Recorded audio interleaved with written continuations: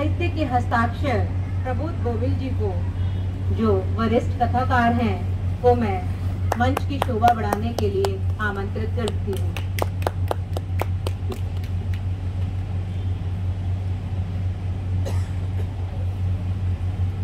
आदरणीय संजीव भानावत जी, जाना पहचाना नाम को मैं मंच पर आमंत्रित करती हूँ। सर, आपका हार्दिक स्वागत है।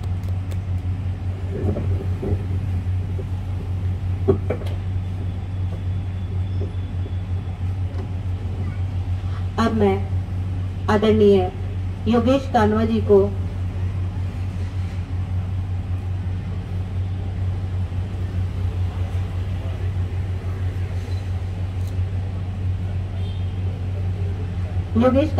आमंत्रित करने से पहले मैं रविशंकर जी को मंच पर आमंत्रित करती हूँ कि सर, मंच पर आकर आप कार्यक्रम की गरिमा बढ़ाएं।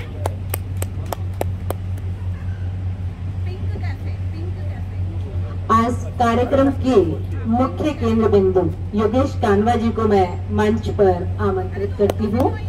आदरणीय सर।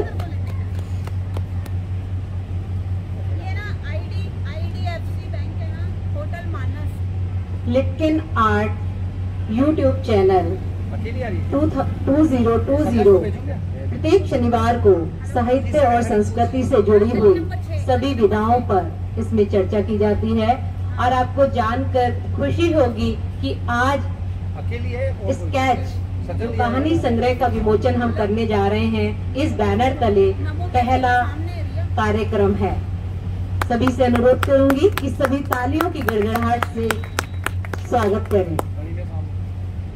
शुभम करोति कल्याणम आरोग्यम धन संपदा, दीपो ज्योति परम ब्रह्मा, दीपो ज्योतिर्जनार्दन, दीपो हरतु में पापक संध्या दीप है नमस्तुते। प्रत्येक शुभ कार्य के पूर्व दीप प्रज्वलन की अनूठी परंपरा सनातन काल से चली आ रही है और इसी उद्देश्य से गरिमामय मन से आग्रह करती हूँ कि वे दीप प्रज्वलन की अनूठी परंपरा को निभाते हुए कार्यक्रम का शुभारंभ करें।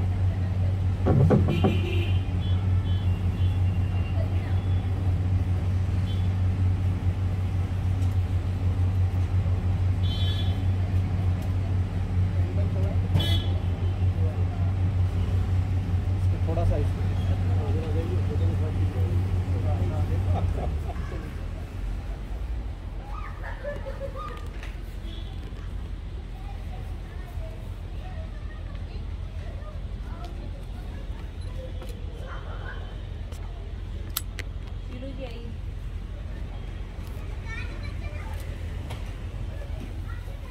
लिटकेन की चेयरपर्सन अभी नाराज हो जाएंगी तो दिक्कत हो जाएगी।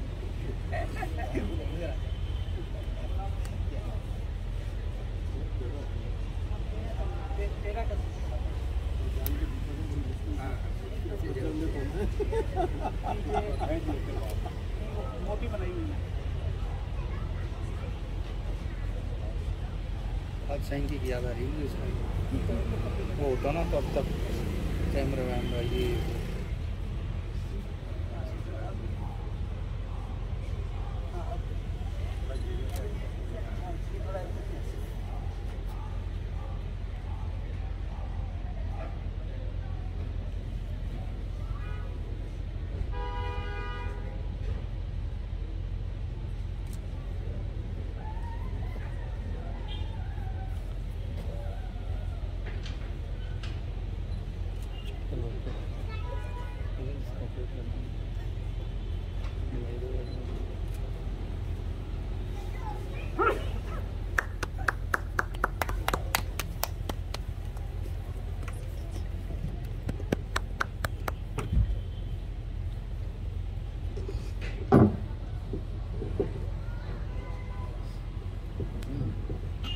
हमारी भारतीय संस्कृति में कहा गया है, अतिथि देवो भव।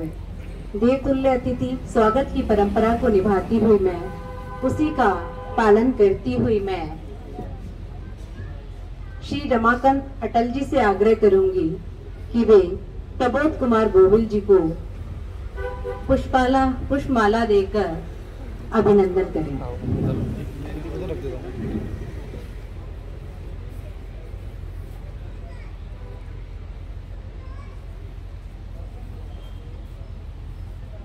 हार्दिक अभिनंदन। श्री टीकम बोरा जी को पुष्पमाला भेंट करने के लिए मैं योगेश कानवा जी से अनुरोध करूंगी।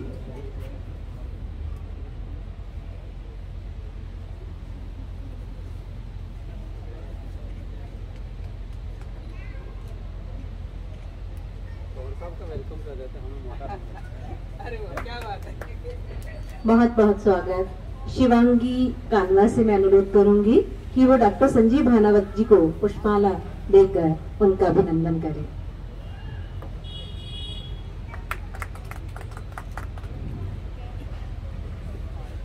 श्री केसर लाल जी, डॉक्टर राकेश से मैं आग्रह करूंगी कि वे रविशंकर सर को पुष्पमाला देकर उनका स्वागत करें।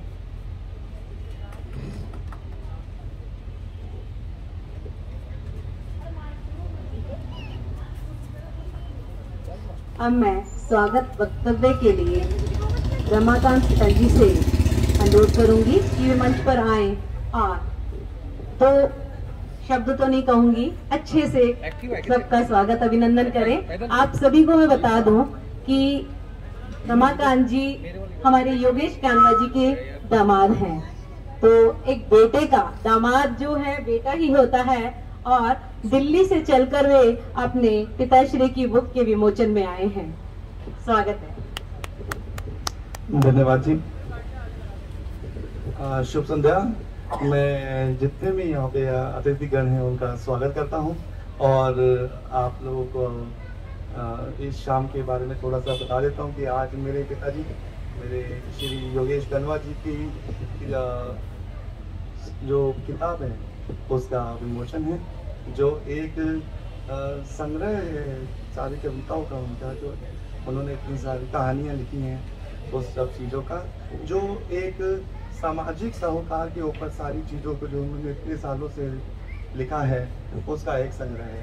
तो आज मैं बहुत खुश हूँ कि मुझे ये मौका दिया गया कि मैं इस प्रोग्राम को स्टार्ट करूँ। तो बहुत बहुत धन्यवाद आप सब लोगों का, और जितने भी यहाँ पे डाइस पे लोग बैठे हैं मैं उनका स्वागत करता हूँ और आशा करता हूँ कि ये सारा कार्यक्रम अच्छा हो। Thank you.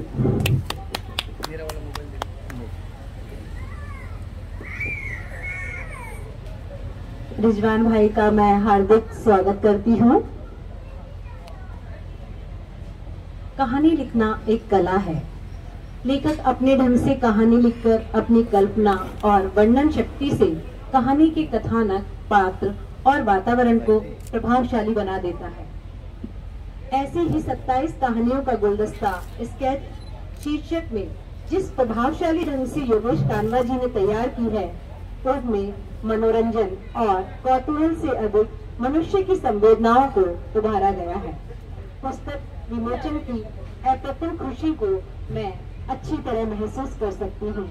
किताब के सृजन में लेखक का एक एक पल किताब की एक एक लाइन में मौजूद होता है। तो आइए आप सब सभी जनों की उपस्थिति में योगेश कानवा जी की ऊर्जावान लेखनी से सृजित पुस्तक स्केच का हम गरिमामय मंच के द्वारा लोकार्पण करें। मैं आदरणीय शीरू जी से, जो लेकिन आर्ट वर्क्स की चेयरपर्सन है, उनसे भी आग्रह करूंगी कि वो भी मंच पर आए।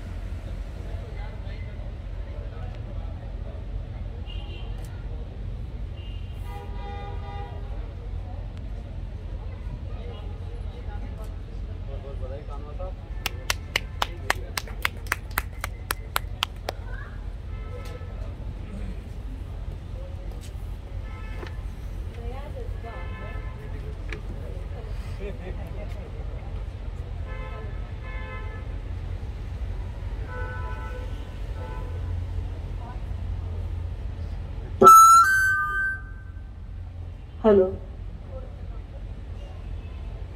नया जज्बा, नई एक सोच का उन्माद लेकर इबारत हमने लिखी है, पढ़कर सभी हम समझ जाएं। ऐसी गाथा कहानी के माध्यम से आप सभी तक हम पहुंचाएं। बहुत बहुत बधाई। योगेश कानवा जी को मैं तहे दिल से बधाई देती हूं। और आपको बता दूं कि इस कहानी संग्रह की सभी कहानियां प्री कोविड एरा की हैं। साथ ही आशा करती हूं कि आपकी लेखनी निरंतर सकारात्मक और ऊर्जावान बनी रहे और आप साहित्य सृजन कर अपना सहयोग बनाए रखें। वर्तमान भी उज्जवल होगा, भविष्य भी उज्जवल होगा। योगेश जी की ही तरह कर्मनिष्ठ रहने पर दिल का हर कोना सृजन की नई बेला से अनुप्राणित होगा। एक बात और बता दूं, कल जनसंपर्क और मीडिया के क्षेत्र में किए गए कार्यों के लिए आदरणीय योगेश कानवा जी को public relation society of India के सौजन्य से विशिष्ट उपलब्धि सम्मान से भी विभूषित किया गया है। बहुत बहुत बधाई। आदरणीय सर को मैं बुलाना चाहूंगी कि वे 2 शब्द कहें किताब के बारे में।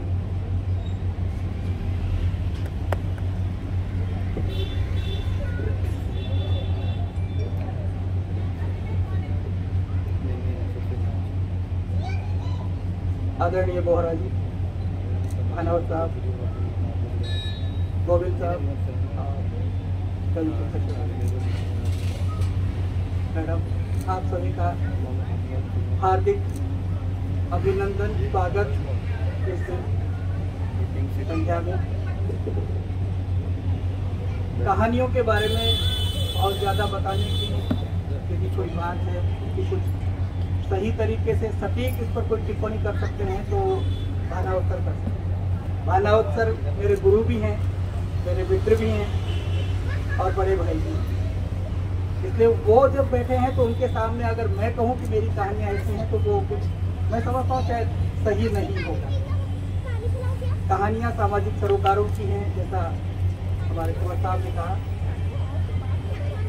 और ये कहानियाँ मैंने जब कोई कहीं कुछ सामने नजर आया है, कहीं कुछ मैंने पढ़ा अखबार में या कहीं कुछ, वहाँ से कोई एक लाइन अगर मिली तो मैं फिर उसमें वो जहन में आ गई और उसकी कहानी बन गई। हाँ, एक कहानी का जिक्र जरूर मैं करना चाहूँगा। एक कहानी है इसमें नीचिया की लुगाई, और ये कहानी सन 1980 में जब मैं पहली बार BSc फर्स्ट ईयर में RR कॉलेज अलवर में गया था। गांव में हमने कभी किसी को नहीं देखा था कि कोई आदमी का मैला उठाते और कोई अपने सर पे लेके जाता हो। हम तो गांव में खुले में खेतों में जाते थे, और मैंने कभी नहीं देखा था और कभी कल्पना में हमने ऐसी कोई बात कभी सोची भी नहीं थी। वो पहला मौका था जब मैंने अलवर में वहाँ देखा कि एक सफाई वाली आती थी और सुबह सुबह अपना एक औजार और एक परात लेके आती थी, और वो उसमें पूरा इकट्ठा करके मल और अपने सर पे लेके जाती थी। तो ये वो त्रासद जो घटना जो थी वो कहीं ना कहीं तब से बैठी हुई।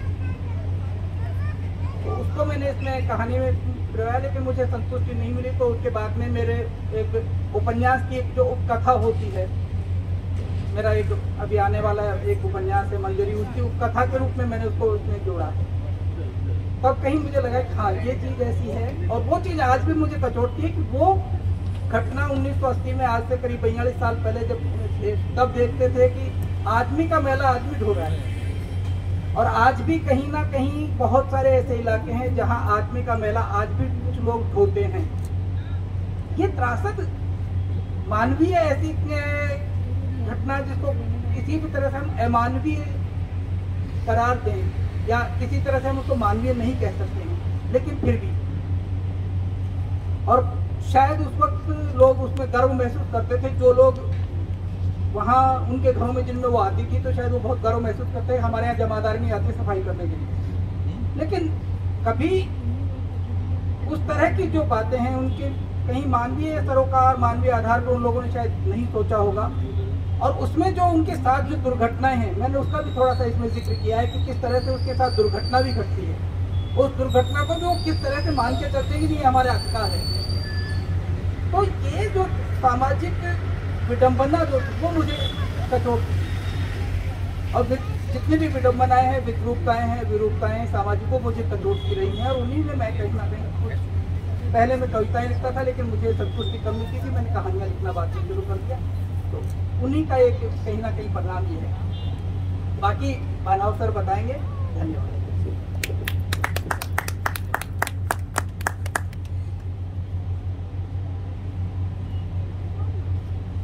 धन्यवाद सर।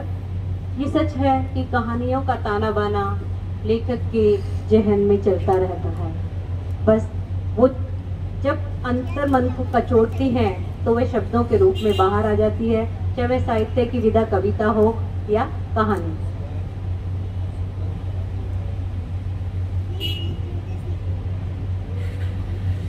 अतिथि उद्बोधन के लिए मैं सर्वप्रथम डॉक्टर संजीव भानावत जी को आमंत्रित करूंगी। आप प्रोफेसर जनसंचार केंद्र और माननीय निदेशक जैन अध्ययन केंद्र राजस्थान विश्वविद्यालय जयपुर पत्रकारिता और संचार क्षेत्र से सेवानिवृत्त प्रोफेसर हैं। आपके निर्देशन में 30 विद्यार्थियों ने शोध उपाधि प्राप्त की है। आप राजस्थान विश्वविद्यालय की सीनेट अकादमिक परिषद और संयोजक तथा पाठ्यक्रम समिति के सदस्य भी हैं। आपको राजस्थान विश्वविद्यालय की कला स्नातक परीक्षा में सर्वोच्च अंक हासिल करने के लिए राधा कृष्ण खितान स्वर्ण पदक, राजस्थान साहित्य अकादमी आदि अलंकरणों से विभूषित किया जा चुका है। आप समाचार पत्रों, पत्रिकाओं और शोध पत्रिकाओं में लेखों और शोध पत्रों के नियमित योगदानकर्ता भी हैं। आपने पत्रकारिता और जनसंचार से संबंधित लगभग 35 पुस्तकों का संपादन और लेखन किया है। आप मीडिया त्रैमासिक पत्रिका कम्युनिकेशन टुडे के संपादक हैं, जिसे अनुसंधान के क्षेत्र में एक प्रमुख पत्रिका माना जाता है। डॉक्टर भानावत जी का शिक्षा के क्षेत्र में महत्वपूर्ण योगदान है। आपने माता पिता डॉक्टर शांता भानावत तथा डॉक्टर नरेंद्र भानावत की स्मृति में एक उच्च स्तरीय शोध संस्थान की स्थापना की है, जिसमें 13,000 संदर्भ ग्रंथ उपलब्ध हैं, जो हिंदी, राजस्थानी तथा जैन साहित्य सहित पत्रकारिता संबंधी विषयों पर शोध करने के लिए विद्यार्थियों के लिए अति महत्वपूर्ण है। आप जैसी विशिष्ट हस्ती को अपने बीच पाकर हम गौरवान्वित हैं। आदरणीय भानावत जी।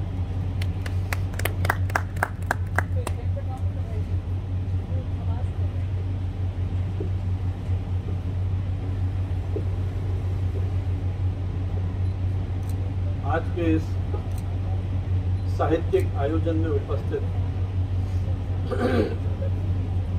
विशिष्ट साहित्यकार, प्रशासनिक अधिकारी बंधु, आदरणीय गोविंद साहब, भाई विक्रमचंद जी भौरा, public relation society of India Jaipur chapter के अध्यक्ष श्री रविशंकर जी शर्मा, और आज के इस आयोजन के नायक भाई योगेश कानवा जी, निश्चय ही किसी भी रचनाकार के लिए वो क्षण महत्वपूर्ण होता है जब उनकी कृति पाठकों और समीक्षकों के लिए समीक्षा और उनके पठन पाठन के लिए लोकार्पित हो। योगेश कानवा जी को पिछले करीब 35-40 वर्षों से सतत सक्रिय रूप में काम करते हुए देखता रहा हूँ। 80 के दशक में ये पीजी डिप्लोमा के विद्यार्थी, एक युवा किस तरह से अपनी मेहनत, संघर्ष और रचनात्मक प्रतिभा के बल पे साहित्यिक जगत में अपनी एक पहचान बना सकता है, उस पूरी यात्रा का मैं साक्षात दृष्टा हूँ। आप कल्पना कीजिए, ये और इनके एक अभिन्न मित्र, जिनको मैं तो ये कहूँगी वो भातृव्रत एक तरह से मित्र और भाई है, डॉक्टर सुरेंद्र कटारिया, इन दोनों की यात्रा को मैंने बहुत निकटता से देखा है और बड़े गर्व के साथ ये कहते हैं कि इनके करियर की शुरुआत मेल नर्स के रूप में हुई। अब एक व्यक्ति किस तरह से उन सारे संघर्षों से जूझते हुए समाज की उन सारी परिस्थितियों को, जिसका संकेत योगेश जी ने अपने कार्मिक वक्तव्य में किया, उन सारी चुनौतियों को, उन अमानवीय स्थितियों का साक्षात्कार करता है, अपनी एक संवेदनशील दृष्टि के माध्यम से न जाने कितने पात्रों का वो सृजन करता है। उस नर्सिंग उससे शुरू करके उन्होंने ऑल इंडिया रेडियो में अपने करियर की शुरुआत की और 3 दशक की एक शानदार पारी उन्होंने वहाँ पर खेली। आकाशवाणी में आने के बाद तो मेरा इनसे बहुत जुड़ाव रहा और अनेक इनके संयोजन में कार्यक्रमों में भी सहभागिता करने का मौका मिला। उनकी रचनात्मकता, उनकी कल्पना शक्ति किसी कार्यक्रम को आयोजित करने के पीछे, किस तरह से विषय चयन से लेकर के वक्ताओं को आमंत्रित करने के लिए और कई बार इनके संयोजन में भी मुझे सहभागिता करने का मौका मिला। तो इनकी वो जो एक दृष्टि है, पैनी दृष्टि है, उसका कई बार मुझे साक्षात्कार करने का मौका मिला। जब स्केच के लोकार्पण की बात आई, जैसे कि इसके नाम से स्पष्ट स्केच, और उन्होंने भी कहा कि उन मानवीय भावनाओं का जिस तरह से शब्द चित्र उन्होंने खड़ा किया, ये पुस्तक जैसा संयोजिका रेणु जी ने कहा प्री कोविड काल में लगभग सभी कहानियां, कोई एकाध शायद छूट गई हो तो अलग बात है, ये सभी कहानियां देश की प्रमुख पत्र पत्रिकाओं में प्रकाशित हो चुकी हैं। तो अलग अलग दौर में, लगभग इनके 3 साल के दौर में ये जो कहानियां प्रकाशित हुई है, ये संग्रह के रूप में पाठकों के समक्ष 27-28 कहानियां, आपने 27 बताया, मैंने गिना था, उसमें 28 ही हो सकता है, एक नंबर आगे पीछे हो गया हो। तो 27-28 कहानियों का ये संग्रह है, जिसका प्रकाशन शाही ब्लू बुक्स दिल्ली ने किया। लगभग 150 पृष्ठों की ये पुस्तक। इसकी जो एक विशेषता मुझे लगी, मैं इन्हीं के शब्दों में इस पुस्तक पर अपनी टिप्पणी शुरू करूंगा। जो अपनी बात इन्होंने लिखा है इस पुस्तक के प्रारंभ में, जीवन समंदर की लहरों की मानंद है, लहरें दूर से चल के आती हैं, कभी शांत तो कभी अपने आप से आवेशित, उद्वेलित, आंदोलित, और अपना सारा गुबार साहिल की चट्टानों पर निकालती है और वापस मिल जाती है उसी समंदर में। अनंत है यह रिश्ता, जिसकी जैसी समझ, जितनी समझ, वो अपने हिसाब से इस रिश्ते को आंकता है, समझता है। ये पंक्तियां इस बात पर स्पष्ट संकेत है कि योगेश कानवा अपनी लेखनी के माध्यम से उस विविध प्रकार की भावनाओं को जिस तरह से चित्रांकित करते हैं, अभिव्यक्त करते हैं, बल्कि कुछ मैंने वाक्य भी नोट किए हैं। मुझे लगता है कि एक वाक्य कि जब लेखक उस प्रभाव में लिखता है, जिसकी शायद विस्तार से व्याख्या गोविल जी हमारे बीच में है, टिकम जी हमारे बीच में है, जो स्वयं रचनात्मक सृजनात्मक साहित्य से जुड़े हुए हैं, तो वो जो एक संवेदनशील दृष्टि साहित्यकार की होती है, रचनाकार की होती है, किस तरह से वो जो पंक्ति उनके मन से प्रस्फुटित होती है, उस पर मुझे लगता है लंबी व्याख्या की जा सकती है, चिंतन मनन किया जा सकता है। ऐसी बहुत सारी पंक्तियां मैंने इनकी कहानियों में देखा और उनको महसूस किया। बहुत सारी कहानियां हैं जिसके माध्यम से इन्होंने बहुत सारे चरित्रों को, जो मुख्य रूप से हमारे समाज के जो अलग अलग पक्ष हैं, पारिवारिक रिश्ते हैं, उनको बहुत गहराई से योगेश जी ने देखने, परखने और फिर उन पात्रों के माध्यम से जीने का प्रयत्न किया। जो भाषा की सहजता है, सरलता है, छोटे छोटे वाक्यों में किस तरह से वो गंभीर बात कहने में सक्षम है, ये कृति उसका पर्याय है। भाषा, जैसा मैंने आपसे कहा कि जो शब्द हैं इनके, वो अपने आसपास के जीवन से उठाए हुए हैं। कहीं इन्होंने एक भाषा का पांडित्य प्रदर्शन की जो प्रवृत्ति है वो कहीं नहीं। जो कथोपकथन है, छोटे छोटे वाक्य, किस तरह से पात्र आपस में संवाद करते हैं और वो छोटे छोटे वाक्य उस कहानी में रुचि पैदा करते हैं। मैंने हालांकि परसों रात को उस आयोजन में पुस्तक ली थी, कल दिन भर कुछ कार्यों में व्यस्त था, देख नहीं पाया, तो आज सुबह से जब मैं पढ़ने बैठा, लगभग एक सिटिंग में आधे से अधिक किताब को जो है वो पढ़ लिया। कहानियों में वो उत्सुकता है, वो रोचकता पैदा करती हैं कि हम उस एक सांस में उस पूरी कहानी को पढ़ जाते हैं। कहीं वृद्धावस्था की टीस है, तो कहीं पारिवारिक हिंसा के प्रति इनके मन में एक कारुणिक भाव जगा है, कहीं वर्क प्लेस के हैरेसमेंट को संकेत किया है। तो उन्होंने अपने पात्रों से कहीं बेटी को, कहीं पिता को, कहीं वो जो एक बाजार में घूमता हुआ एक जो फेरी वाला है, उसके माध्यम से न जाने कितनी भावनाओं को बहुत ही संवेदनशीलता के साथ मन में एक कहीं करुणा का भाव पैदा करते हैं। आलू के पराठे शायद उनकी पहली कहानी है। किस तरह से बेटी के विवाह का जो सारा परिदृश्य है, उस दौर में किस तरह से एक पिता वहां पहुंचता है और एक लंबे गैप के बाद, ये मेरे ख्याल कई तरह के परिवारों की शायद चुनौतियां हैं, और वो अपने जीवन भर की पूंजी उन 2 बच्चों के नाम पे कर जाता है और जैसे ही घर पहुंचता है उसके जीवन का अवसान हो जाता है। और उन बच्चों के दिल पे इतने लंबे समय बाद पिता के दर्शन हुए, लेकिन शायद उस तरह के जीवन में जो संवाद की स्थिति होनी चाहिए थी, कई कारण रहे होंगे, परिवार के स्तर से टूट रहे हैं, लेकिन कहीं ना कहीं जो एक स्वर बाद में आता है कहानी का, वो एक उत्साहपरक या एक सकारात्मक संदेश देता है। कहीं निराशा या कुंठा की बात नहीं, जो जीवन के उन सारे प्रश्नों को इन्होंने बहुत सजगता और जीवंतता के साथ देखा और समझा है। औरत के भीतर की औरत, हिरण्य सी कुचाले भरती वह महिला कितनी खुश थी अपनी प्रदर्शनी को लेकर। परिवार से अपनी अभिरुचियों को पूरा न करने में अपनी एक मित्र से जो उसको सहयोग मिलता है, उसके उस उमंग और उल्लास को बहुत ही गहराई से, बहुत ही उमंग से, उल्लास से लेखक योगेश कानवा ने जीने का प्रयास किया है। और एक मित्रता किस तरह से एक ऐसी महिला जो अपने परिवेश के कारण, पारिवारिक सहयोग न मिलने के कारण जो पेंटिंग में उसकी रुचि थी उससे वंचित होती है, किस तरह से वो उसको प्रेरित करती है, कितनी सरलता और सहजता के साथ वो उसको समझा देते हैं। विसायती बाबा, एक छोटी सी बच्ची, देखिए कहीं ना कहीं वो एक सांप्रदायिक सद्भाव वाली जो बात है, जैसा इन्होंने बताया कि अमानवीय यातनाएं उस दौर में उन्होंने देखा और कहीं ना कहीं उनका लेखक मन उससे विचलित होता है, तो शायद उस रूप में भी समाज के अलग अलग पात्रों को वो देखते हैं कि वो रहमान एक छोटी सी बच्ची जब उनसे सोने के उसकी बात करती है, वो कोई गोटे की बात करती है, तो कहीं ना कहीं वो एक पिघल जाते हैं और बड़ी मेहनत करते हैं उस 10-12 साल की बच्ची की मनोभावना को पूरी करने के।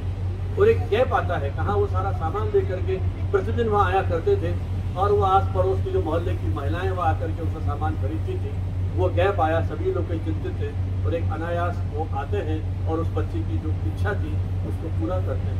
तो किस तरह से, और उसके साथ ही वो जीवन से भी अलविदा करते हैं। तो देखिए उन भावनाओं के माध्यम से उस वात्सल्य को, किसी तरह का रिश्ता नहीं है जो हम रिश्तों की बात करते हैं समाज में, लेकिन उस संवेदना को किस तरह से उसने पकड़ा कि एक सामान बेचने वाला किस तरह से एक बच्ची के साथ अपने आप को जोड़ता है और उसकी इच्छा को पूरी करने के लिए शायद इस तरह की भावनाएं हमारे उन सामाजिक रिश्तों में भी आने लगे, जो जिस हम सामाजिक सौहार्द की और इनकी बात पुस्तकों में पढ़ते हैं शायद वो यथार्थ रूप में ले सके। कुछ कहानियां ऐसी हैं जो पाश्चात्य संस्कृति से जो हमारा प्रभाव पड़ रहा है हमारे परिवेश, चाहे वो महिलाएं हैं चाहे पुरुष हैं, या इसको दूसरे रूप में कहूँ तो महिला पुरुष संबंधों के बीच जो दैहिक प्रेम भावना है वहां से ऊपर उठ करके किस तरह से हम उन परिवारों को टूटने से बचा सकते हैं, मुझे लगता है उस पर केंद्रित जो 3-4 कहानियां हैं उसमें जिस स्पष्टता के साथ उन्होंने उस व्यक्ति की भावनाओं को, महिला पुरुष संबंधों को मनोवैज्ञानिक धरातल पर प्रस्तुत करने की कोशिश की है, वो योगेश कानवा की, मुझे लगता है कि उस समाज के परिवर्तित स्वरूप को जो देखने और परखने की क्षमता है। रिश्तों की जमीन आज बांध होती जा रही, बंजर की धरा पर आज सैकड़ों नागफनियों ने फिर अपना सिर उठाया है। जीवन में इस खुलेपन को, परिवारों पर पड़ने वाले इस प्रभाव को नीलोत्पल और नीलिमा जैसे चरित्रों के माध्यम से दहक कहानी में इन्होंने व्यक्त किया है। नीलेश और डॉली जैसे चरित्रों के माध्यम से बॉस कहानी में इन्होंने आधुनिक युग में उस पाश्चात्य संस्कृति की बढ़ती यौन उन्मुक्तता की ओर संकेत करते हुए पवित्र प्रेम को कहीं न कहीं प्रतिष्ठित करने का प्रयास किया। देखिए उस पात्र के मन में जो अंतर्द्वंद चलता है, विचारों के सैकड़ों नाग उसके तन मन को लिपटते हुए उससे जान पड़ते हैं, जो घसीट रहे थे एक ऐसी ऊंची खाई में अपनी लपलपाती जीभ से उसे चाटने को।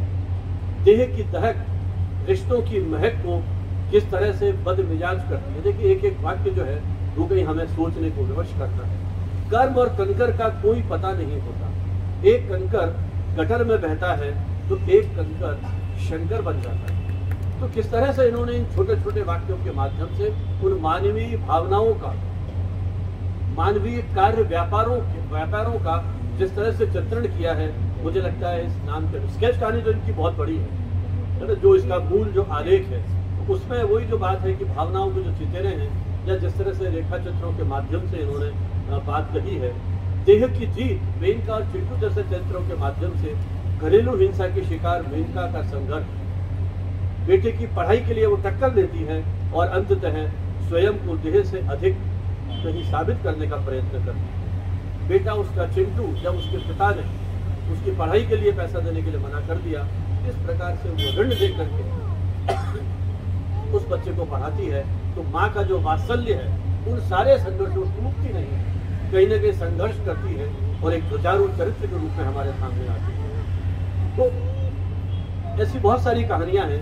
नदी का जो उन्होंने मानवीकरण किया है, मुझे वो पंक्तियां भी बड़ी रोचक लगी हैं, जिसमें इन्होंने लिखा, स्त्रीवर वही जो तुमने महसूस किया, देखा तुमने इन लोगों ने मेरा क्या हाल। देखिए नदी जो है, मतलब एक अधिकारी, एक युवा जो पढ़ने के लिए अमेरिका चला गया, 20-25 साल बाद जब अपने गांव में लौटता है तो वो अचंभित हो जाता है कि मैं कैसा गांव छोड़ के गया था, जिसमें प्रकृति का एक सुंदर वो सारा स्वरूप था, लेकिन उस तथाकथित विकास के नाम पे पर्यावरण को जिस तरह से नष्ट किया गया, तो वो कहीं न मन में बेचैन है। और देखिए एक किस तरह से नदी जो उसके सामने बहती थी, उस नदी में उसने उस सारे जीवन के उस उल्लास को जिया है, और जब नदी उसको नहीं दिखती है तो उसके मन की पीड़ा, और शायद वही उसकी अंतरात्मा है जो वहाँ उस सारे परिवेश पर अपनी टिप्पणी कर रही है।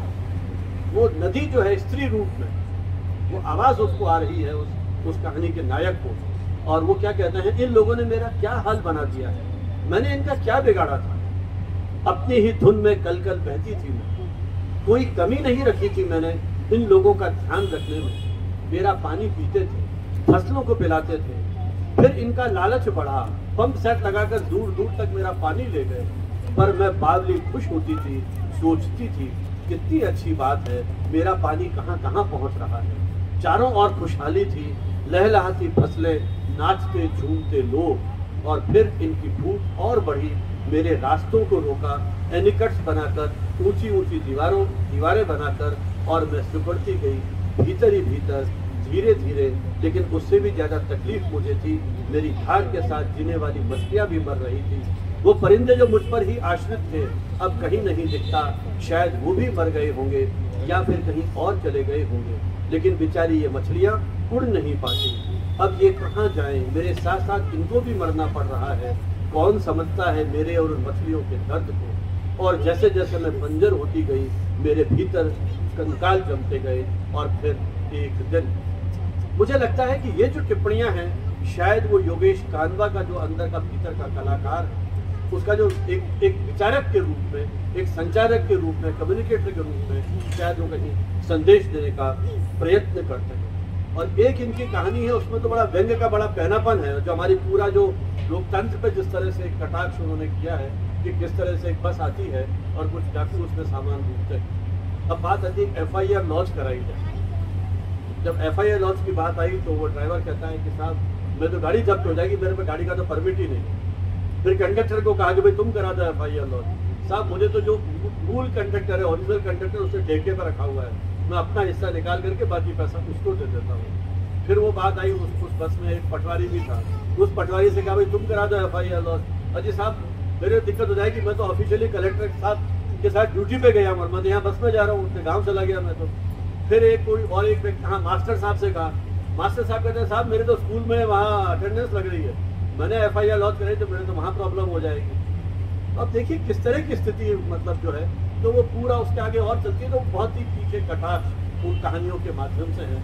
मुझे लगता है मैं तो हर कहानी पे कहने के नोट्स लिए बात करूँगा, शायद अभी आधे घंटे तक और बात होती चली जाएगी। तो लेकिन कुल मिलाकर के मैं ये कहूँ कि योगेश कानवा जी ने बहुत ही संवेदनशीलता के साथ अपने आसपास के उन परिवेश में जो चरित्र हैं उनको अपनी कहानी के माध्यम से जीवित किया है।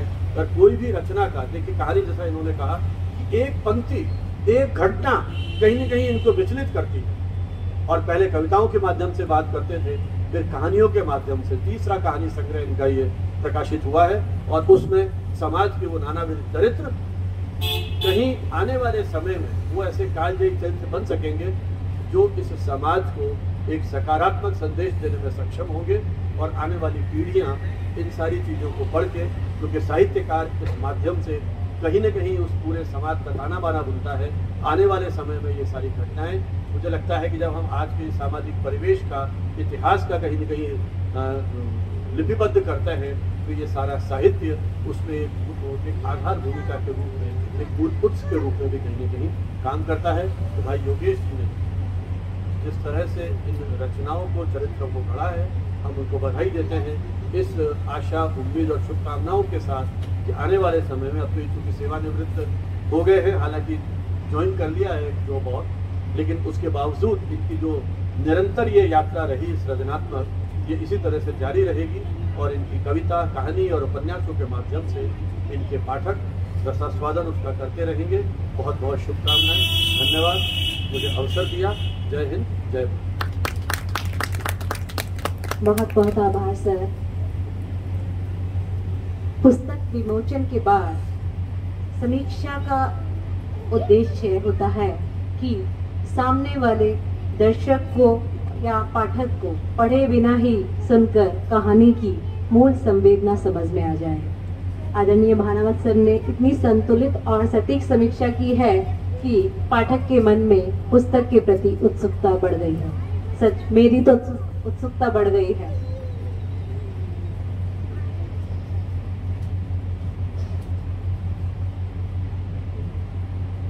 प्रबोध कुमार गोविल जी, पूर्व प्रोफेसर व निदेशक, ज्योति विद्यापीठ महिला विश्वविद्यालय जयपुर। अब मैं आपको अतिथि उद्बोधन के लिए बुलाने जा रही हूँ। आपका नाम जाना पहचाना है, किसी परिचय का मोहताज नहीं है, फिर भी मैं प्रबोध कुमार गोविल सर के लिए इतना ही कहूँगी कि सहज, सरल, उदार मना, वरिष्ठ कथाकार, जिनकी सोहबत बड़ों का आशीर्वाद, इष्ट का वरदान और उपकृत दुआओं की बदौलत है।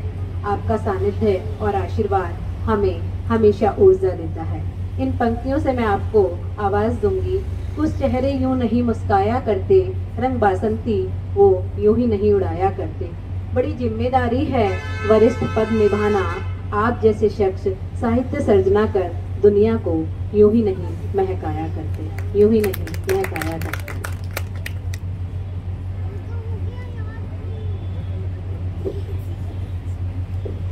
बहुत धन्यवाद जनू जी का इस परिचय के लिए। आदरणीय बोहरा साहब, भानावत साहब, जिनको देखते तो लगभग रोज रहते हैं और बात जो है पूरे देश में इस तरह से फैलती है, सुनती है। और ऐसी बात नहीं है, बोहरा साहब को अभी मैंने थोड़ा सा लाभ उठा लिया, उनकी कुछ कविताएं मैंने उनके मुँह से ही सुन ली, तो यही बात मैं उनके लिए भी दोहरा सकता हूँ। और रवि जी और कानवाई, साथ में आप सभी, आज इस अवसर पर मैं अक्सर एक बात ये कहा करता हूँ कि जब किताब का विमोचन होता है तो वो एक ऐसी घड़ी होती है कि अधिकांश पाठकों ने या दर्शकों ने या उपस्थित लोगों ने तब तक उस किताब को पढ़ा नहीं होता है, तो इसलिए उस पर, उसके अंदर के पृष्ठों पर बहुत ज़्यादा चर्चा करने की न तो संभावना होती है न गुंजाइश होती है। लेकिन फिर भी भानावत साहब ने तो पूरा एक दिन निकाल कर इन सब कहानियों को पढ़ा है, तो उन्होंने बहुत अच्छी तरह से हम सब का ये काम कर दिया है। जो थोड़ा थोड़ा हम सबको कहना चाहिए था वो लगभग सभी कहानियों पर बहुत संतुलित रूप में उन्होंने आपको बताया है। तो मैं भी योगेश जी को बधाई देता हूँ। और जैसा हम सब जानते हैं कि अगर हमसे कहा जाए कि रामायण के बारे में कुछ बोलें तो इसके दो तरीके हैं, या तो हमने तुलसीदास को पढ़ा हो और या फिर हमने राम को देखा हो। तो मैं इस दूसरे तरीके का लाभ उठाता हूँ और योगेश जी पर कुछ कहता हूँ। पुस्तक तो मैं पढ़ने के बाद कहूँगा या लिखूँगा। योगेश जी, मैं आपको बताऊँ कि मैं कुछ वजह से भारत में बहुत सारी अलग अलग जगह घूमता रहा अपने पूरे सेवा के दौरान। कई राज्यों में रहा, कई शहरों में रहा, और अमूमन 2-3 वर्ष के बाद केवल मुंबई और दिल्ली दो ऐसे शहर थे जहाँ मैं लंबे समय रहा, 10 साल से ज़्यादा। बाकी सभी जगह में 1-1, 2-2 साल में परिवर्तित होता रहा। तो जब मैं लौटकर, मैं जयपुर से ही गया था, और जब मैं वापस जयपुर आया और यहाँ पहली बार मुझे योगेश जी ने जब आकाशवाणी में आमंत्रित किया, तो मैं ये सोचता हुआ जा रहा था कि देखो यहाँ कई लोग, हमारे कई मित्र हैं, वो कहते हैं कि हम 20 साल से यहाँ आ रहे हैं, 30 साल से यहाँ आ रहे हैं, 15 वर्ष से यहाँ आ रहे हैं, और हमें हर जगह जाके नई ABC से शुरुआत करनी पड़ती है। लेकिन जब मैं वहाँ पहुँचकर और मैंने योगेश जी से मैं मिला तो मुझे आपको सही बता रहा हूँ कि पहले ही क्षण से ऐसा लगता रहा कि जैसे ये व्यक्ति मेरे से बहुत पहले से परिचित है। इन्हें मेरे बारे में सब कुछ पता था, मेरी कहानियों के बारे में, मेरी किताबों के बारे में, वहाँ आकाशवाणी पे मेरे अनुभवों के बारे में, ये सब बहुत अच्छी तरह से पहले से ही जानते थे। और इन्होंने मुझे वही व्यवहार, वही अनुशासन और उसके साथ मेरी रिकॉर्डिंग के लिए मुझे ले गए जैसे मैं यहाँ हमेशा से आता रहा हूँ। और मैं आपको सही बताता हूँ कि मैं बिल्कुल निश्चिंत हो गया कि मैं जो कुछ सोच रहा था उसमें कोई ज़्यादा दम नहीं है। और यहाँ तो मैंने बिल्कुल उसी तरह अपनी पहली रिकॉर्डिंग उनके सामने कराई। उसके बाद तो ये सिलसिला चल निकला, लगातार हुआ। और जैसे जैसे उनके परिचय के साथ मैं उनकी कहानियाँ, चाहे वो उनके पत्रिकाओं के माध्यम से हो या फिर ई बुक्स के माध्यम से या इन जो मंच हैं उनके माध्यम से हो, मैं उन्हें पढ़ने लगा। और धीरे धीरे मैंने ये जाना कि एक, चाहे वो जैसे अभी भानावत साहब ने बताया कि वो एक मेल नर्स के रूप में उन्होंने अपना करियर शुरू किया और वो चिकित्सा जगत से जुड़े हुए थे, वो पत्रकारिता से भी जुड़े हुए थे, अभी परसों सम्मानित हुए हैं एक बड़े सम्मान से, और साहित्य से जुड़े हैं, आकाशवाणी से जुड़े हैं, आवाज़ से जुड़े हैं। लेकिन उनकी कहानियों में जो एक आदमी की, जो कहते हैं कि जो एक संवेदनशीलता, एक मानवीय चेतना जो होती है, वो बहुत प्रखरता के साथ दिखाई देती है। वो अपने समय को देखते हैं, उस समय के पात्रों को देखते हैं, घटनाओं को देखते हैं, स्थितियों को देखते हैं, परिस्थितियों को देखते हैं और बहुत नपे तुले सटीक शब्दों में निशाना लगा करके उस बात को कह देते हैं, उस बात को रेखांकित करते हैं, जो कि उनकी बात को कहानी में तब्दील कर देते हैं। तो उनके कहानी संग्रह स्केच के, जैसा कि इसका ये शीर्षक है, ये बहुत कैची है स्केच जो है, और ये ऐसा वो है। और ये उनके कलात्मक दृष्टिकोण को भी बताता है स्केच, यानी वास्तव में वो अपने समय का स्केच ही करते हैं अपनी कहानियों में। वो एक ऐसा रेखांकन करते हैं और उस रेखांकन में ऐसे रंग भरते हैं कि वो हमारे सामने एक मुकम्मल तस्वीर की तरह वो पूरा परिदृश्य आ जाता है, जिसको हम कहानी कहते हैं। तो एक बड़े कहानीकार की संभावना हमेशा से उनके मैं देखता रहा हूँ उनके बीच में। और इस अवसर पर उनकी नई पुस्तक के विमोचन के मौके पर मैं इसी बात को फिर से हाईलाइट करता हूँ, इसी बात को रेखांकित करता हूँ कि भविष्य में उनसे हमें और संभावनाएं हैं, बहुत ज़्यादा अपेक्षाएं हैं। क्योंकि जब वो सेवा में थे तो वो शायद उतना समय नहीं दे पाते होंगे, लेकिन अब वो सेवानिवृत्त हो जाने के बाद यद्यपि उन्होंने अपनी जिम्मेदारी और बढ़ा ली है, लेकिन फिर भी वो अब समय और दे करके और कुछ गंभीर रचनाएं, उत्कृष्ट पुस्तकें जल्दी हमें देंगे। ये इन शुभकामनाओं के साथ, इन बातों के साथ मैं विराम लेता हूँ और बीच में से हटता हूँ। अभी अंजना साहब हैं और आप हैं, रवि जी भी बोलेंगे उनके बारे में जी। और खुद आप लोगों को भी समय जो है योगेश जी की ओर से दिया ही जाएगा कि अगर आप कुछ पूछना चाहें या कुछ बताना चाहें तो आप बताएं। बहुत बहुत शुभकामनाएं, धन्यवाद, आभार।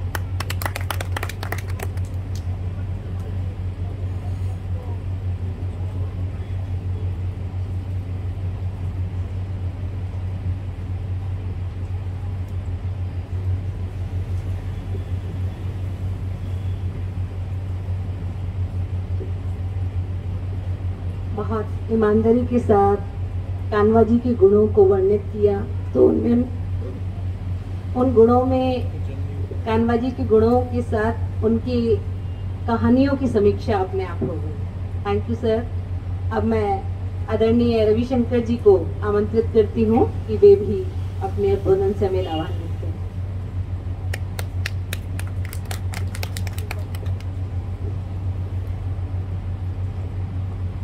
धन्यवाद रेणु जी।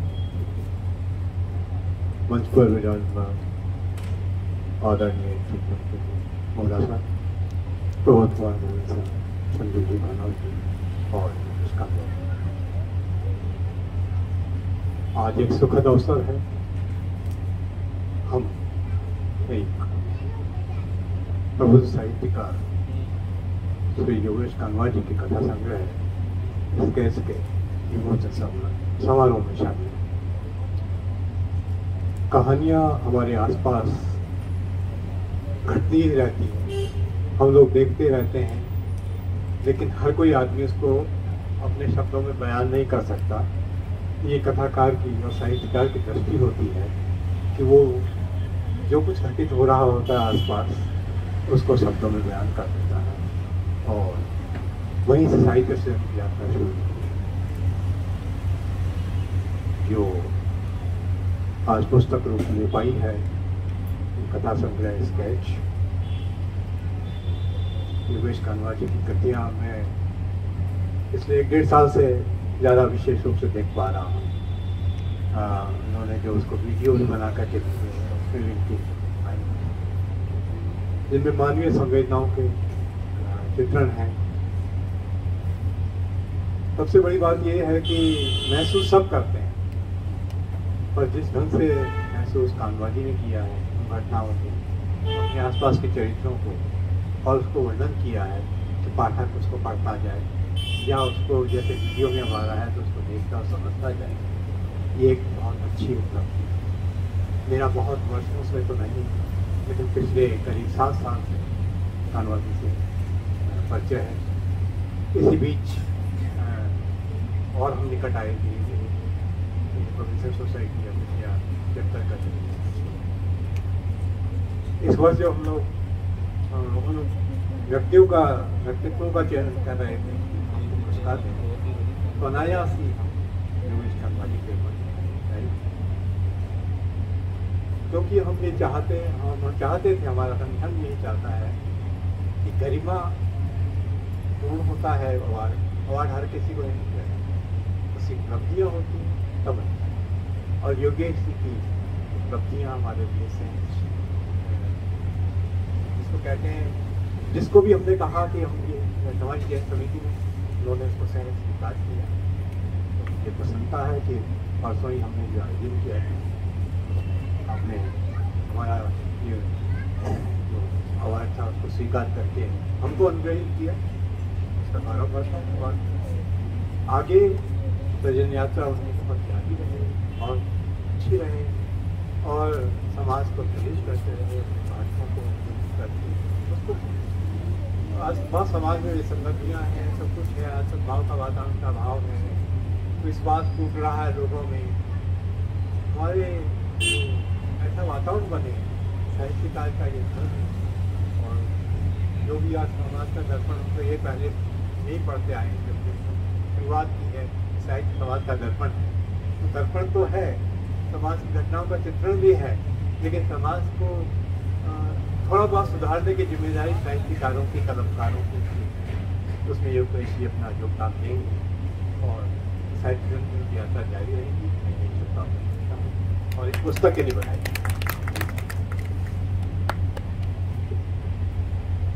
बहुत बहुत आभार सर। आपकी इस बात से तो मैं बिल्कुल सहमत हूँ कि यदि पुरस्कार योग्य व्यक्ति को मिले तो पुरस्कार की गरिमा दुगनी हो जाती है।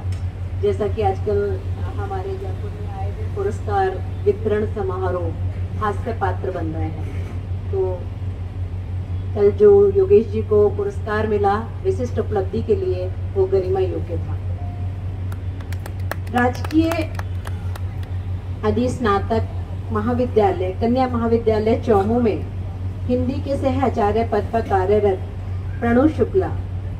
डॉक्टर प्रणव शुक्ला कुशल समीक्षक, आलोचक, दूरदर्शन, आकाशवाणी में एवं अन्य साहित्यिक पत्र पत्रिकाओं में साहित्यिक लेखन जारी रहता है, को मैं आमंत्रित करती हूँ कि स्केच कहानी संग्रह पर अपने कुछ विचार रखें। डॉक्टर प्रणव शुक्ला।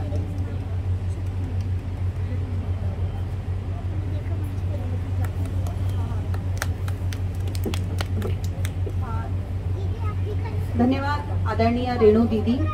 मंच पर उपस्थित प्रबोध गोविल सर, मेरे अभिभावक के रूप में समस्त मंच है आज। आदरणीय Teekam Bohra Anjana sir, Sanjeev Bhanawat sir, public relation society of India के अध्यक्ष आदरणीय रविशंकर शर्मा सर, और आज के इस सारस्वत आयोजन के उत्सव पुरुष आदरणीय मेरे बड़े भाई योगेश कानवा सर, सबसे पहले तो मैं योगेश कानवा सर को बहुत अधिक हृदय से बधाई देती हूँ कि आज आपका यह कहानी संकलन प्रकाशित हुआ, हम सबके बीच में आया। और इसके लिए मैं भाभी जी आदरणीय शीलू कानवा जी को भी बहुत बहुत बधाई देती हूँ कि इनकी वजह से हमारे सर ये लेखन कर पाए, क्योंकि कहा जाता है कि हर कामयाब पुरुष के पीछे एक स्त्री का हाथ होता है। सर की कहानियाँ मैंने पहले से पढ़ी हुई हैं। जब भी कोई कहानी सर लिखते थे, कुछ भी काव्य रचना या कहानी, तो मुझे जरूर भेजते थे इस अधिकार के साथ कि मैं इनकी कहानियों को पढ़ूंगी और कुछ अपने जो छोटे मोटे मेरे मन में, हालांकि इनको कोई क्या कहेगा, लेकिन ये मुझ पर इतना अधिकार रखते हैं कि मुझे भेजते थे। और उन कहानियों को, कुछ कहानियां ऐसी होती थी मैंने इनसे कभी नहीं कहा, लेकिन आज इस मंच के माध्यम से कहूंगी कि उन कहानियों को पढ़कर मेरा मन भीग जाया करता था, मेरी आंखें गीली हो जाती थी। कारण हर रचनाकार के लिए कहानियां उस छोटे बालक की तरह होती है जिसे वह सिरजता है, पालता है, दुलराती दीर्घ से निहारता है, और फिर कहीं जाके वो रचना हमारे समाज के समक्ष आती है और उस रचना के प्रति उस लेखक की जिम्मेदारी बहुत अधिक बढ़ जाती है। जैसे माँ बाप अपने प्रिय शिशु का ध्यान रखते हैं ना, रचनाकार उसी तरह से अपनी रचना को पालता है, सिरजता है और समाज के सामने प्रस्तुत कर देता है। कहानियाँ योगेश सर की बिल्कुल ठीक उसी तरह हैं। इनकी कहानियों की सबसे महत्वपूर्ण बात यह है कि एक बहुत संवेदनशील लेखक हैं। हालांकि हर साहित्यकार, हर लेखक संवेदनशील होता है, और जब तक वो संवेदनशील नहीं होगा तो वो जो रचनाएं हैं उनकी जो उनका साहित्य है वो समाज के सामने नहीं आ पाएगा। लेकिन योगेश सर की कहानियों में संवेदना के साथ साथ आम आदमी के जीवन की, जिंदगी की मीठी मीठी सी महक है। ये कहा जाता है कि कहानियों में रूमानी भावुकता भी है, ठोस यथार्थ भी है, जमीनी जिंदगी भी है, और इनमें जो दर्द है वो ऐसा नहीं है कि कहीं कल्पना से लेकर के लिखा गया है। उनमें जो दर्द है वो नस नाड़ी में महसूस किया गया है, उस दर्द को नस नाड़ी में इन्होंने भोगा है और उसके बाद इन्होंने चित्रण किया है। ये जिस तरीके से जीवन शैली को अपनी आत्मसात करते हैं, तो मुझे लगता है कि उन्होंने इस कहानी में भी उस जीवन शैली का सारा सत्व है, सारा उत्स है, वो निकाल करके भर दिया है। इन कहानियों में इनकी आत्मा का सौंदर्य है, इनकी आत्मा शुद्ध और शाश्वत है। ये कहा जाता है कि प्रायः व्यक्ति मर जाता है लेकिन व्यक्ति के शब्द नहीं मरते, और ये शब्द ही हैं जो व्यक्ति को यश काया प्रदान करते हैं। जयंती भर्तृहरि ने कहा है, जयंती ते सुकृतिनो रस सिद्धा कविश्वरा नास्ति येषाम यश काया जरा मरणजम भयम, कि व्यक्ति के शब्द जो हैं वो जीवित रहते हैं। इनकी कहानियों में ये भावनात्मकता से उसको मांझते हैं, तार्किक दृष्टिकोण से अपने शब्दों को आकार देते हैं, फिर रचते हैं अपनी कहानियों का विधान और उसे हम सब पाठकों के बीच में ला देते हैं, छोड़ देते हैं। इनकी एक कहानी है जिसका मैं विशेष रूप से जिक्र करना चाहूंगी, बिसायती बाबा। जब पहली बार इस कहानी को मैंने पढ़ा था, बहुत पहले, आज से 2 साल पहले, मेरी आंखें गीली हो गई थी, क्योंकि रविंद्रनाथ टैगोर की काबुली वाला कहानी हम सब जानते हैं, और उस काबुली वाला में वो 7 वर्ष की लड़की होती है मिनी, और वो जैसे उस काबुली वाले के से कुछ चिलगोजे और कुछ तो ठीक इसी तरह से इसमें भी एक लड़की होती है, और वो उस लड़की का और उस बिसायती बाबा का जो भावात्मक संबंध है वो कहीं ना कहीं एक समाज को एक नई दिशा देता है कि किस तरह से हम आज कहाँ जा रहे हैं। पहले जो प्रेम, जो अपने आत्मीयता हमारे समाज में विद्यमान थी, वो कहीं ना कहीं लुप्त हो चुकी है, और हमें उस जो लुप्त हुई आत्मीयता है उसको जीवन जीने की आवश्यकता है, उसको सिरजने की आवश्यकता है, उसको सहजने की आवश्यकता है। ये कहानियां हमें जीवन का संदेश देती हैं और बताती हैं कि समाज में किस तरीके से अब जीवन जिया जाए। ये कहानियों का जो संग्रह है संग्रहणीय है, प्रेरणास्पद है, और निश्चित रूप से कानवा सर ने इसमें अपने जीवन का सार प्रस्तुत किया है। ये कहानियां केवल कल्पनात्मकता या एक कोरी भावुकता की कहानियां नहीं है। जो कुछ इन्होंने भोगा है, जैसा अभी इन्होंने शुरू में भी कहा था कि एक मैला ढोने वाले की स्त्री की कहानी है, तो इन्होंने जो कुछ देखा है, जो कुछ समाज में व्याप्त है, उसका चित्रण किया है। और मैं अपने संकलन के प्रति अपनी समस्त शुभकामनाएं योगेश सर को प्रेषित करती हूँ, और ईश्वर से कामना करती हूँ कि आपकी लेखनी सदैव सशक्त बनी रहे, माँ सरस्वती की कृपा आप पे बनी रहे, और आप इसी तरह से अपने शब्दों को यति, गति और लय प्रदान करते रहें। और सर, जीवन केवल संग्राम नहीं, क्रीड़ा भी है, भावन भी है। जीवन केवल संग्राम नहीं, क्रीड़ा भी है, भावन भी है। जीवन न जेठ की दोपहरी, मधुरितु भी है, सावन भी है। इन्हीं शब्दों के साथ मैं अपनी वाणी को विराम देती हूँ कि आप लिखें और अधिक लिखें और हम जैसे छोटे बच्चों के प्रति अपना स्नेह बनाए रखिए, अपनी रचनाओं को हमें भेजते रहें। बहुत बहुत शुभकामनाएं सर, थैंक यू। बहुत सुंदर तनु, ईमानदारी के साथ सभी कहानियों का सत्र तुमने अपनी वाणी से ढाल दिया। अब मैं जिस शख्सियत के बारे में आपको बताने जा रही हूँ, टीकम बोहरा अंजाना जी अपनी मेहनत, ईमानदारी और कर्तव्य निष्ठा से आज प्रशासनिक अधिकारी के ओहदे पर आसीन आपका नाम बड़े आदर के साथ लिया जाता है। आईएएस में पदोन्नति के उपरांत संप्रति आप अतिरिक्त महानिदेशक एवं संयुक्त शासन सचिव प्रशिक्षण SCM OTS जयपुर के पद पर अपनी कुशल सेवाएं दे रहे हैं। बहुमुखी प्रतिभा के धनी आप शिक्षा के साथ साथ साहित्य के क्षेत्र में अग्रणी हैं। आप टीकम अंजाना के नाम से साहित्य सृजन में अनवरत हैं। अभिनंदन अंधकार का नहीं प्रकाश का होता है। अभिनंदन अंधकार का नहीं प्रकाश का होता है। अभिनंदन पतझड़ का नहीं मधुमास का होता है।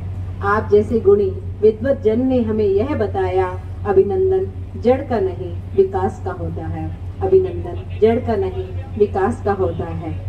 आपको मैं मंच पर सुनने के लिए आमंत्रित करूंगी। आदरणीय टीकम अंजाना जी।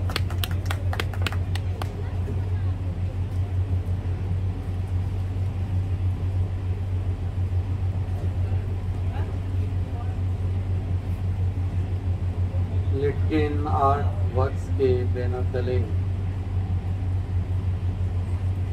हमारे प्रिय योगेश कानवा साहब के तीसरे कहानी संग्रह के विमोचन के अवसर पर मंच पर विराजमान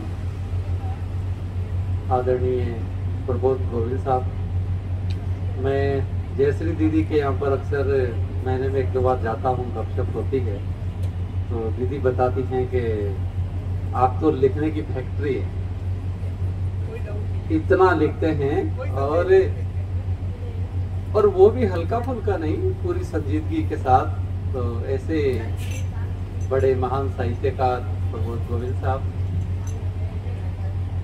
संजीव बानावत साहब और रविशंकर जी, और आज के इस कार्यक्रम के जो प्रमुख नायक हैं वह योगेश कानवा साहब, और जिनके पीछे कहा अभी कि हर व्यक्ति के पीछे कोई मात्र शक्ति होती है जो इस काम को आगे बढ़ाती है, सफलता दिलाती है।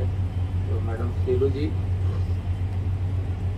बहुत ही अच्छा संचालन कर रही है। हमारी बहन रेणु जी शब्दमुखर, भाई राकेश जी, प्राणो जी। सबसे पहले तो मैं योगेश जी कानवा साहब को इस बात के लिए बहुत बधाई देता हूँ कि आपका जो कहानी संग्रह है वह आपकी विभिन्न पत्र पत्रिकाओं में प्रकाशित जो कहानियां हैं उसको एक साथ हम जैसे पाठक पढ़ पाएंगे, क्योंकि सभी पत्र पत्रिकाएं हम तक नहीं पहुंच पाती, लेकिन आपके संग्रह के माध्यम से ये कहानियां हमें पढ़ने को मिलेगी और भी पाठकों को पढ़ने को मिलेगी। तो इसके लिए, इस सुंदर आयोजन के लिए मैं आपको बहुत बहुत बधाई देता हूं। जब हम कोई तस्वीर बनाते हैं तो उसके लिए स्केच जरूरी होता है ना। मैं ज़्यादा तो नहीं जानता हूं, लेकिन स्केच को ही हम आगे डेवलप करके एक सुंदर तस्वीर में परिवर्तित करते हैं। तो यह जो स्केच है, यह स्केच जिंदगी का स्केच है। जो व्यक्ति अपने आसपास चीजों को घटते हुए देखता है तो किस तरह से वह अनायास से योगेश कानवा जी के मन मानस और हृदय में वो बस जाती है, और उसके प्रति इनका जो नजरिया पैदा होता है, उस नजरिए को कहानी के विभिन्न पात्रों के माध्यम से ये हमारे सामने रखते हैं। वस्तुतः कोई भी कहानी हो या कविता हो या कोई पेंटिंग हो, उसके माध्यम से कोई भी जो कलाकार है, जो रचना धर्मिता से जुड़ा हुआ व्यक्ति है, वो अपने भीतर की भावनाओं को उकेर करके हमारे सामने रखता है। कहा जाए तो ये अतिशयोक्ति नहीं होगी कि जो भी रचनाकार है वो अपनी कविता, कहानी, पेंटिंग के माध्यम से अपना हृदय खोल करके रख देता है, और यह हमारी जो भीतर की जो गहन अनुभूतियां होती है उन्हीं का प्रकटीकरण का एक माध्यम है। तो आपके भीतर जो एक अच्छा इंसान बैठा हुआ है, और अच्छा इंसान उन घटनाओं के प्रति क्या महसूस करता है, उसके मन में क्या टीस है, वह उन घटनाओं में क्या सुधार चाहता है, उन चीजों को एक उकेरने का एक अच्छा प्रयास है। आसपास में जो हमें विषय हैं वो नित्य प्रतिदिन मिलते रहते हैं, लेकिन जो एक संवेदनशील और मानवीयता से भरा हुआ इंसान होता है, उसका हृदय हमेशा उन सामाजिक विद्रूपताओं के खिलाफ खड़ा होता है। जब वह मौखिक रूप से, भौतिक रूप से उन विद्रूपताओं का सामना करने के लिए उसे अवसर नहीं मिल पाता, या समय नहीं मिल पाता, या परिस्थितियां उसे अलाउ नहीं करती है, तो वह अपने भीतरी जो इंसान होता है उसको कहानियों के माध्यम से लाता है हमारे सामने, और वो एक विद्रोह करता है कि ये जो चीजें सही नहीं हैं उनको सही करना चाहिए। तो इस नाते एक जो मानवीय जो संवेदनाएं हैं, उन संवेदनाओं से भरी हुई कहानियां हमारे बीच में स्केच के माध्यम से आई हैं। मैं पुस्तक तो यद्यपि नहीं पढ़ पाया, लेकिन भानाव साहब ने उसकी जो समीक्षा की है, तो निश्चित रूप से मेरी इसमें रुचि है, और जल्दी ही मैं पुस्तक पढ़कर भी अपने जो विचार हैं वो आपके सामने रखूंगा। और प्रबोध गोविल साहब ने बिल्कुल सही कहा कि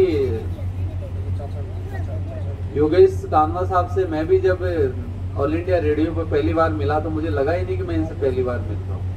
इतने सहज, सरल और आत्मीय हैं कि कोई व्यक्ति इनसे मिल करके कभी महसूस नहीं करता कि ये पहली बार मिल रहे हैं। तो ये आपके व्यक्तित्व का एक आकर्षण है, एक सहजता है, सरलता है, एक ये आपके भीतर जो एक अच्छा इंसान है, उस अच्छे इंसान के कारण से हमें ऐसा महसूस होता है। विभिन्न अवसरों पर हम मिलते रहे, ऑल इंडिया रेडियो के अलावा भी कई आयोजनों में मिलते रहे, और अक्सर हमारी बातचीत होती रहती है। तो बहुत ही आत्मीयता से भरा हुआ आपका हमेशा व्यवहार देखने को मिला। और अभी एक नदी की जो कहानी थी उसके बारे में आपने बताया, अनायास ही मैंने अपना मोबाइल भी टटोला, मुझे भी मेरे गांव के पास में एक नदी थी जो आजकल तो सूखी हो गई है, या कहते हैं मर गई है। तो वो चीज मेरे भीतर भी एकदम से योगेश कानवा साहब की जो कहानी थी वो मेरी कविता में किस तरह से ढली हुई थी। हम किस तरह से समान रूप से इन चीजों को सोचते हैं कि आंखों से दिखती है सूखी नदी, आंखों से दिखती है सूखी नदी, जिसके पेटे में उग आए हैं कई विलायती बबूल। आंखों से दिखती है सूखी नदी, जिसके पेटे में उग आए हैं कई विलायती बबूल, पाँव से ज्यादा आंखों में चुभते हैं जिनके सूल। आंखों से दिखती है सूखी नदी, जिसके पेटे में उग आए हैं कई विलायती बबूल, पाँव से ज्यादा आंखों में चुभते हैं जिनके सूल, मगर मेरे मन के भीतर अब भी बहती है वो नदी, मगर मेरे मन के भीतर अब भी बहती है वो नदी, बहती नदी का निनाद मुझे आज भी है याद, बहती नदी का निनाद मुझे आज भी है याद। जुलाई अगस्त में वो जितने वेग से बहती थी उससे ज्यादा तेज तो वह मेरे भीतर रहती। जुलाई अगस्त में वो जितने वेग से बहती थी उससे ज्यादा तेज तो वह मेरे भीतर रहती थी। बारिश के जाने के बाद भी नदी में थोड़ा बहुत रहता था पानी, बारिश के जाने के बाद भी नदी में थोड़ा बहुत बहता रहता था पानी। मई जून के महीनों में भी पोखरों में बचा रहता था जल, पानी से भरा रहता था नदी का तल। नदी की तरह आज रिश्तों की सूखी है जमीन, नदी की तरह आज रिश्तों की सूखी है जमीन, नहीं बची है दोनों में नदी, नहीं बची है दोनों में नदी। तो ये जो नदी के माध्यम से, चाहे मैंने कहा हो चाहे कानवा साहब ने कहा हो, वो हमारी जो भीतरी अनुभूतियां हैं, वो हमारी इस प्रकृति के प्रति जो प्रेम है, जो स्नेह है, उसकी आवश्यकता को प्रतिपादित करती है। तो कहानियों के माध्यम से हम समाज में अच्छे विचारों को प्रसारित करेंगे, लोगों की संवेदनाओं को स्पर्श करेंगे। और कदाचित आपने रविशंकर जी ने सही कहा कि साहित्यकार की भी ये भूमिका होती है, वो समाज में परिवर्तन लाने के लिए अपना योगदान दे। तो ये समाज में सकारात्मक परिवर्तन, मानवीय परिवर्तन, संवेदनशीलता को बढ़ाने का एक अच्छा जरिया है। तो इस योगदान के लिए मैं कानवा साहब को बहुत बहुत बधाई देता हूँ। आपने आज इतने प्रबुद्ध लोगों के बीच में मुझे भी बैठने का मौका दिया, उनसे सुनने का मौका मिला, उनका सानिध्य लाभ मिला। निश्चित रूप से ये मेरे लिए भी एक प्रेरणा का अवसर है और मैं इस अवसर उपलब्ध कराने के लिए मैं आपका हृदय से आभारी हूँ। और आपके लिए मैं दुआ करता हूँ कि उत्साह कभी न धीमा हो, कि उत्साह कभी न धीमा हो, बस गगन आपकी सीमा हो। तो उत्साह कभी न धीमा हो, बस गगन आपकी सीमा हो। हर कर्म आपका पुरस्कृत हो, हर कर्म आपका पुरस्कृत हो, न स्वेद आपका व्यर्थ हो। आलोकित हो जीवन की राह, आलोकित हो जीवन की राह, बस इतनी सी है मेरी चाह, बस इतनी सी है मेरी चाह। बहुत बहुत आभार।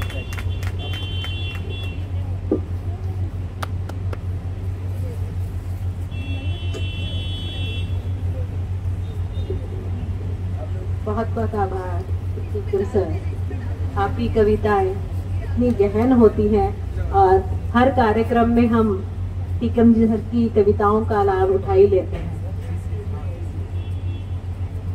अब मैं लिटकन आर्ट वर्क्स की चेयरपर्सन शीलू कानवा जी से आग्रह करूंगी कि वे आए और आभार प्रदर्शन की परंपरा को निभाएं। आदरणीय शीलू जी।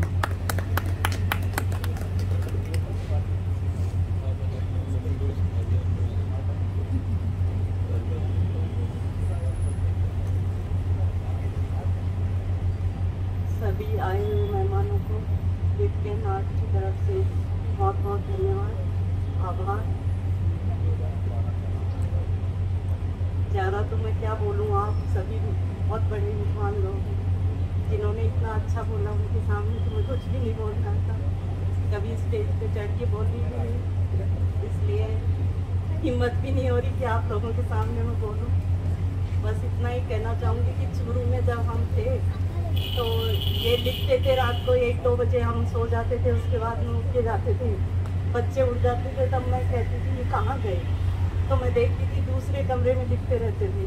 हम दोनों में झगड़ा हो जाता था कि आप रात को 1-2 बजे से उठ के क्या करते हो अंदर जाके दूसरे रूम में। तो ये लड़ पड़ते थे कि तुम्हें क्या, मैं लिखता हूँ। मेरे को समझ नहीं थी कि क्या लिखते हैं क्या नहीं लिखते, इतना पढ़ी लिखी भी नहीं थी उस टाइम, बहुत छोटी थी तो समझ भी नहीं आती थी।